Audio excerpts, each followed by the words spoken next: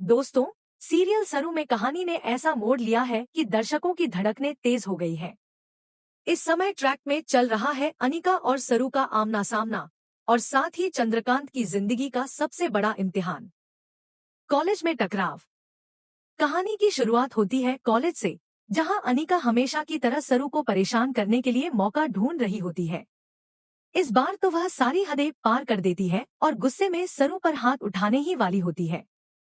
लेकिन दोस्तों, इस बार हालात कुछ और है। जहां पहले सरू चुप रह जाती थी, वहीं अब वह पूरी हिम्मत से खड़ी होती है और अनिका को उसी की जुबान में जवाब देती है।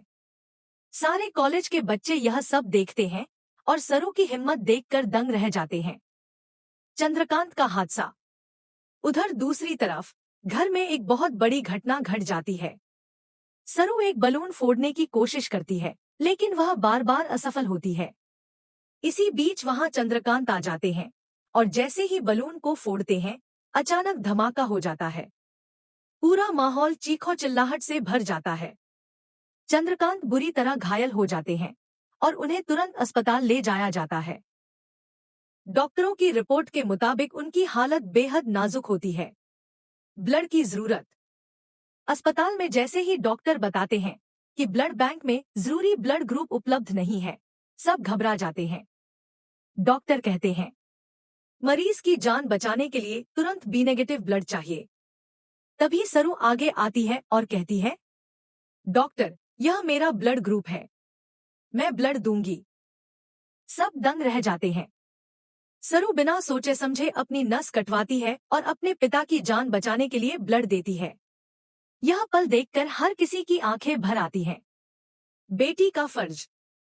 हालांकि किसी को पता नहीं था कि सरू और चंद्रकांत का रिश्ता असल में क्या है, लेकिन उस पल में सरू ने हर किसी को दिखा दिया कि वह बेटी होने का फर्ज निभा सकती है। यहाँ से सबको शक होने लगता है कि कहीं सरू ही तो चंद्रकांत की असली बेटी नहीं।